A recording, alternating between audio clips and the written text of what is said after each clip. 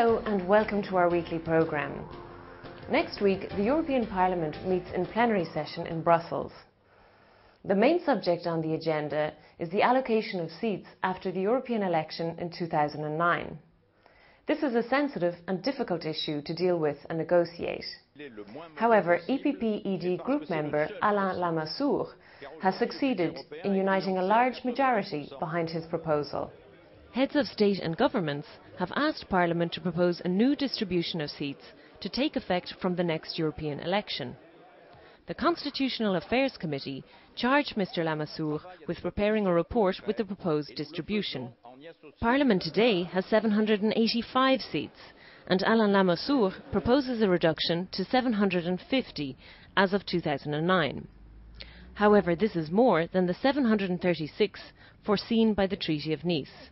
The proposal was adopted by a large majority in the committee and will be discussed and voted on in the plenary next Wednesday. If rejected, the Council will stick with the number set out in the Treaty of Nice. Mr Lamassoure has based the working methods on the following principles. Firstly, European solidarity. This means that big countries, in terms of population, will lose seats in Parliament in order to allow smaller countries to keep the minimum of 6 seats required by the treaty. Thus, Germany, France, the United Kingdom, Italy and Poland will lose 21 seats in total, as indicated on the table. Small countries will have a minimum of 6 representatives in the House. The second principle is justified flexibility, allowing modifications to reduce differences between, for example, similar-sized states. This is the case in the bulk of countries allocated 12 to 22 seats.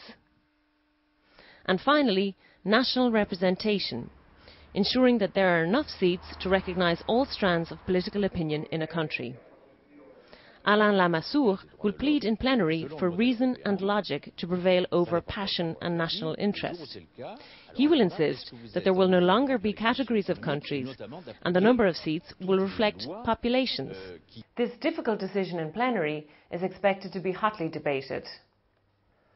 Next Tuesday, the Committee on Transport and Tourism is organising an important hearing on sustainable European transport policy. EPP-ED group member and author of Parliament's report, Gabriele Albertini, has invited transport specialists to present their views on a study entitled Energy and the Environmental Aspects of Transport. This programme was brought to you by the press service of the EPP-ED group, the largest political group in the European Parliament. On our website, you can find an extended version of next week's highlights. See you again next week.